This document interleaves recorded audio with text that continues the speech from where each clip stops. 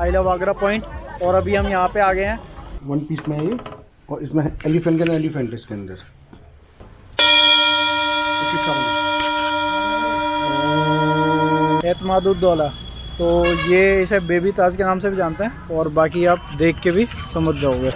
ये देखिए, ये है सेम ताजमहल की कॉपी।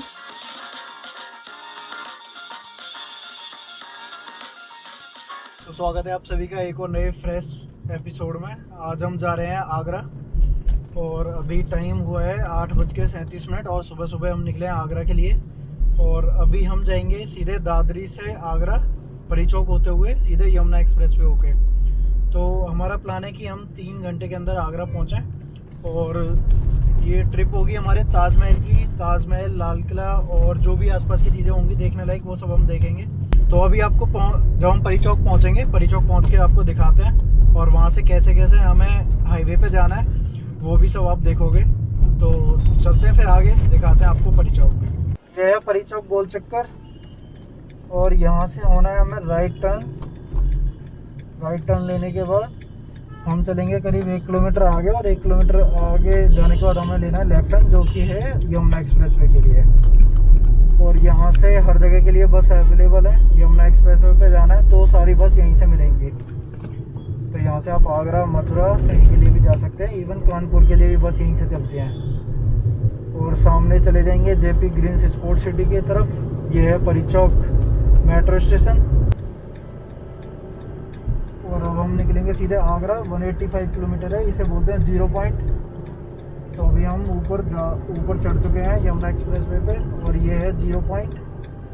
एक्चुअल में जो यमुना एक्सप्रेसवे है उसकी स्टार्टिंग यहीं से होती है। तो यहाँ से सही 185 किलोमीटर है सीधा आगरा, जो आगरा का 0 पॉइंट है।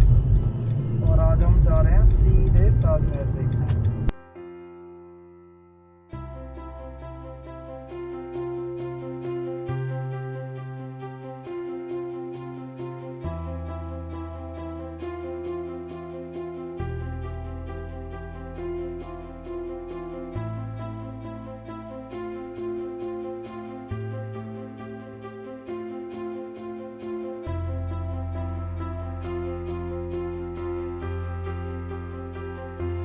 टोल प्लाजा पे, और यहाँ भी वही सीन है।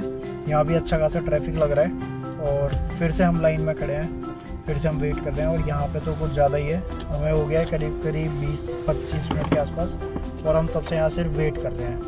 तो यार मेरे को लग रहा है आज ना 25 दिसंबर है, और इसी वजह से बहुत ज़्यादा यहाँ पर ट्रैफिक है, और इसी वजह से यहाँ हमें इतना ज़्यादा टाइम भी लग रहा है। देखते हैं आगरा में भी आज हम सोच रहे हैं कि ताजमहल जाएंगे, तो वहाँ भी अच्छी खासी भीड़ देखने को मिलेगी। तो अभी हम थोड़ा सा ब्रेक के लिए रुके हैं कंटिन्यू ड्राइव करने के बाद। तो अभी देखते हैं, थोड़ा सा यहाँ पे चाय वाय पी के फिर चलेंगे, कंटिन्यू करेंगे अपना आगे आगरा वाला ट्रिप। और यार काफ़ी लंबी ड्राइव हो गई, और यार जो सबसे ज़्यादा टाइम हमारा वेस्ट हुआ ना, वो हुआ टोल प्लाजा पे। और टोल प्लाजा पे इतनी लंबी लंबी लाइन लगी हुई थी, पता नहीं क्या ही सीन है, और इतने ज़्यादा ट्रैफिक था ना, आज तो कुछ ज़्यादा ही था। देखते हैं अब कितना टाइम और लगता है। अब यहाँ से निकलेंगे, यहाँ से 50 किलोमीटर है अभी आगरा, तो 50 किलोमीटर ट्रैवल करने के बाद फिर हम सीधा आगरा में स्टॉप लेंगे। और आगरा में सबसे पहले कहाँ जाएंगे वो वहाँ जाके डिसाइड करेंगे। अभी जाके देखते हैं, पहले यहाँ पर थोड़ा सा फ्रेश होते हैं, चाय पीते हैं, और फिर मिलते हैं आगे।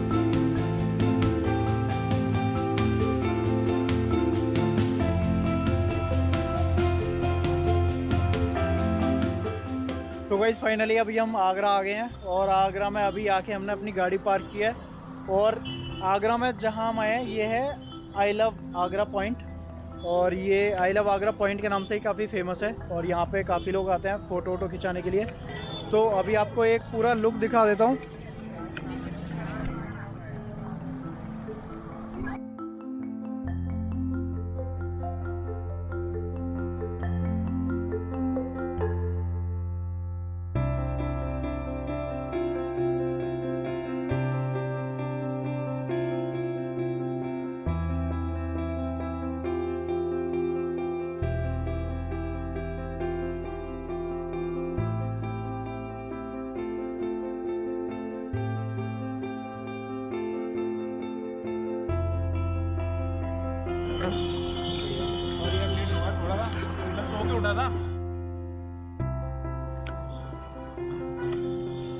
गाइस तो फाइनली हमारे स्टार आ चुके हैं हमारे पास।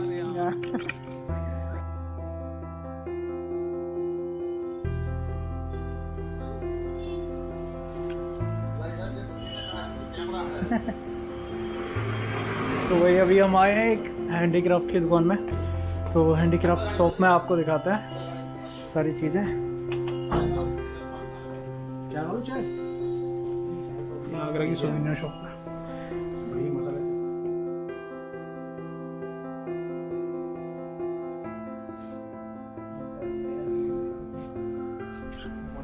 सोविनियर शॉप है। तो अभी आपको लेके चलते हैं आगरा की सबसे बेस्ट सोविनियर शॉप। और यहाँ पे बहुत ही ज़्यादा एंटीक आइटम है। तो आपको दिखाता हूँ कुछ जो यहाँ पे आगरा के अंदर आपको शायद और कहीं ना मिलेंगे। वन पीस में है ये, और इसमें एलिफेंट के एलिफेंट इसके अंदर, एलिफेंट के अंदर एलिफेंट, और एक पीस में बनूंगा पूरा ये वन पीस बिना जॉइंट के।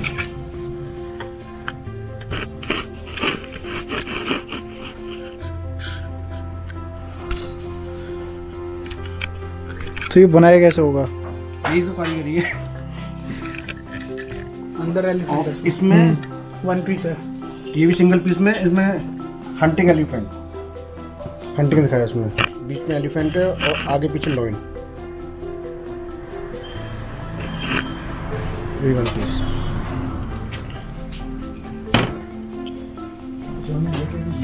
और ये भी सेम। हाँ सेम। आगे नीचे लॉइन। ये सब पत्थर के बने हुए हैं। Green marble.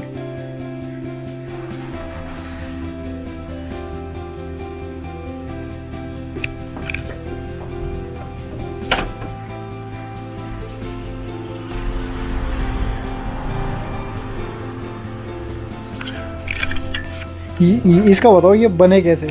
इसके अंदर ये बेबी एलिफेंट कैसे डाला? बेबी एलिफेंट बनाते तो हाथ से ही है। ये एक ड्रिल होती है, ड्रिल मशीन, एक पत्थर का पीस होता है पहला बड़ा पीस, उसको पूरा होल करते हैं, होलो करते हैं, होलो करने के बाद अंदर ही डिजाइन करते हैं।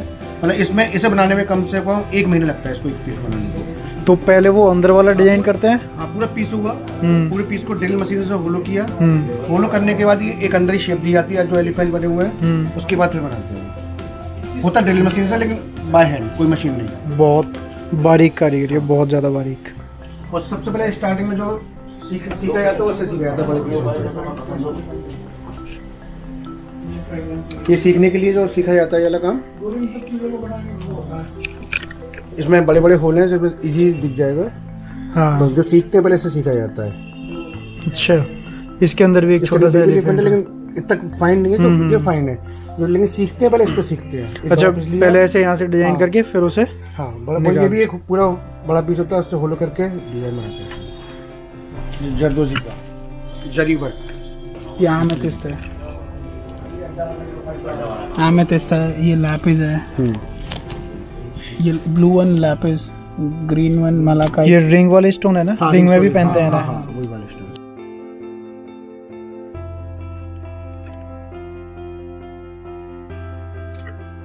सब हाथ से बना हुआ है, इंडियाज़ फाइनेस्ट क्लॉथ है। इसलिए सारी हाथ से वो वीविंग के द्वारा बनती है। छोटा सा सेक्शन मार्बल का। अब लेके चलते हैं आपको मार्बल के सेक्शन में। आजकल के तो सारा काम हो रखा है इनलेट का। So beautiful. और ये देखिए मार्बल्स के chess board.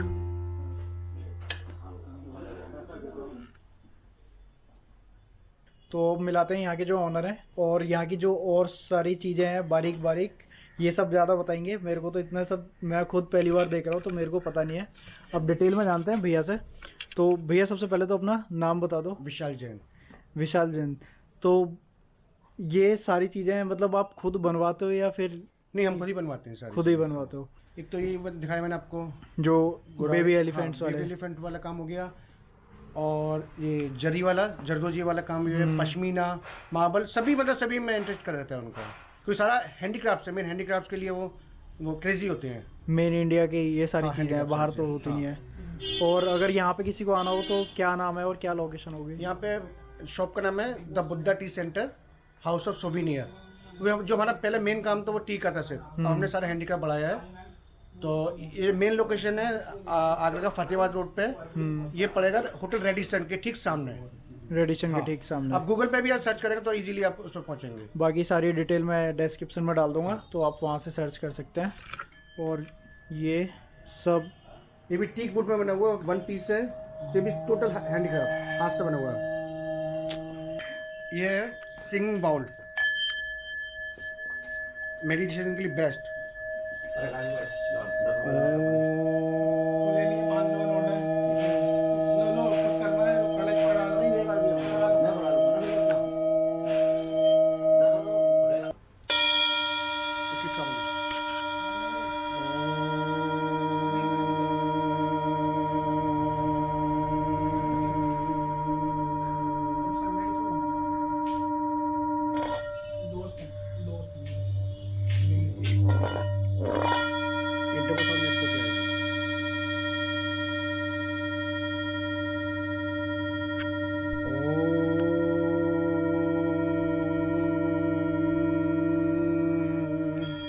Sound of universe.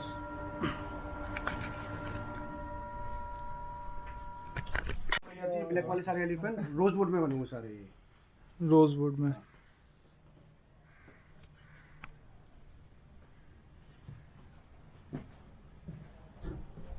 अच्छा लगा आपसे मिलके, मिलते हैं फिर।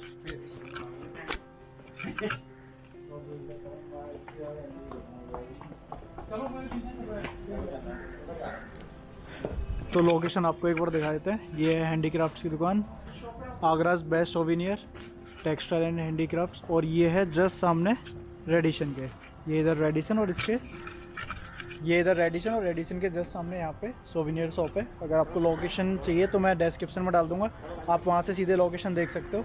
और बाकी कॉन्टैक्ट नंबर वगैरह जो सब कुछ है वो सब आपको मिल जाएगा।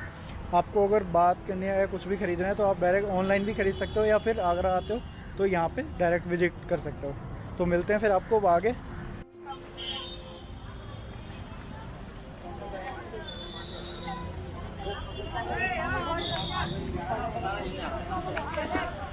तो यहाँ से लेनी है हमें टिकट, ये है टिकट काउंटर। कौन सी जगह है पहले ये बताओ? एतमादौला, एतमादौला, एतमादौला बेबी ताज के नाम से। एतमादौला। तो अभी हम आए हैं एतमादौला और ये है टिकट काउंटर, यहाँ से लेनी है हमें टिकट। तो टिकट की कॉस्ट है 30 रुपये। और ये है इत्मीदाद उद दौला, और इसे बेबी ताज के नाम से भी जानते हैं। तो अगर आप ताजमहल देखने आ रहे हो तो ये ताजमहल के अलावा सारी चीज़ें हैं जिन्हें आप जो मस्ट विजिट हैं। तो ये आप इसके बारे में पढ़ सकते हो वीडियो पॉज करके।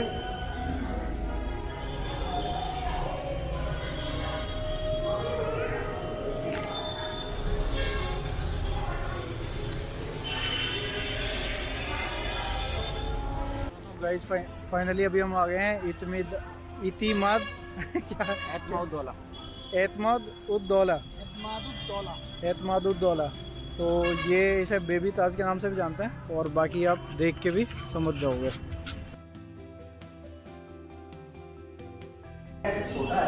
ये देखिए, ये है सेम ताजमहल की कॉपी। तो अब बताते हैं इसके बारे में, इसकी जो हिस्ट्री है। जो चारबाग पैटर्न है वो जन्नत से आया, जन्नत यानी कि हेवन से आया। अच्छा अच्छा। तो उनकी एक सोच होती थी, वो ये लोग इस वजह से सोचते थे ऐसा, क्योंकि जन्नत में इमेजिनेशन थी कि जन्नत में भी ऐसे ही बाग होंगे, क्योंकि इस्लाम जो राइज हुआ, इस्लाम जो पैदा हुआ वो हुआ डिजर्ट में। तो उनके लिए जन्नत का मतलब क्या था? यही खूबसूरती, ग्रीनरी, हरे भरे बाग, हरे भरे बाग। तो दिमाग में यही था कि जन्नत ऐसी होगी। कैसी होगी? कि चार बाग पैटर्न होंगे। चार बाग है, जैसे ये चार बाग है ना, 1 2 3 4। Y ahora estamos en el edificio que se llama Etmadola, que tiene un segundo nombre que se llama Baby Taj, el pequeño Taj. El edificio fue hecho por Nur Jahan, lo que era la segunda esposa del emperador Jahangir. Jahangir, que fue cuarto emperador de la dinastía de Mogol, que sí, y ella estableció este muy bonito edificio en el año 1622 y la construcción fue hecha en 1628. Se tardó casi 6 años para cumplir ese bonito edificio. Y Este edificio fue construido para sus padres. Nurjahan tiene sus padres. La primera era Asmat Banu Begum, ella era la madre de ella, y segunda era थी Mughal dynasty को।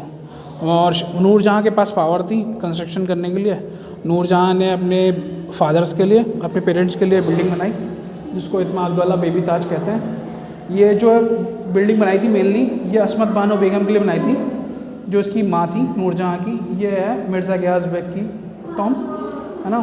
ये जो Tom है असमत बानो बेगम की, ये बीच में इसलिए क्योंकि ये बिल्डिंग बनी इनके लिए थी।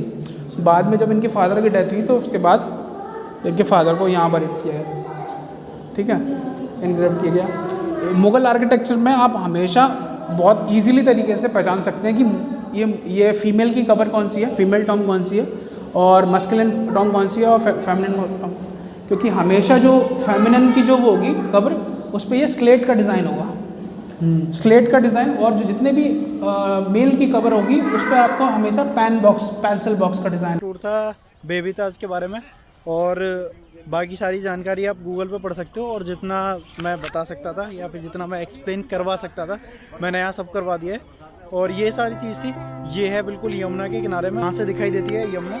तो अभी हम जाएंगे यमुना की तरफ।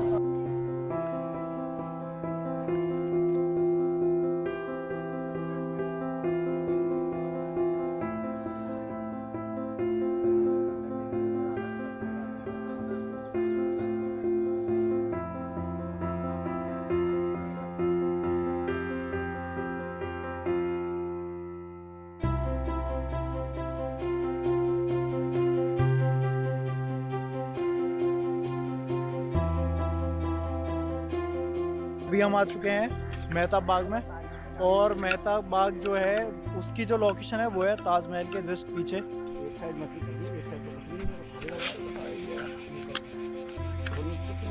तो ऐसा कुछ लुक है यहाँ से, आप देख सकते हैं।